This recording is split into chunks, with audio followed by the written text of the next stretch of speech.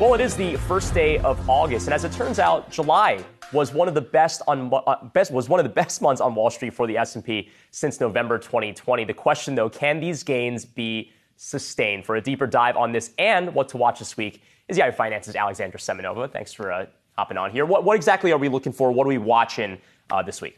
Well, guys, not much of a summer break for Wall Street, with traders getting ready for yet another busy week of economic data. The jobs report will, of course, be the main event of the week on Friday, and another flood of corporate earnings also underway. But despite all of the numbers that investors will have to digest, it's really the stock market itself that everyone will be watching that will be the main item of this week, as everyone looks to see whether July's gains can be sustained into August, which is already a historically volatile month, but especially now as investors try to anticipate whether a bottom is in. And with stocks capping their best month since 2020 last week, obviously a lot of strategists are cheering this on as, this being the end of the bear market, this being the bottom, but there still is a lot of room for skepticism here. A note from Bank of America, the introductory line of a note was, "Summer is a great time to go camping, but we aren't out of the woods just yet," which pretty much sums up the sentiment. And Bank of America points to two reasons for this. The first is that during the last 5 recessions,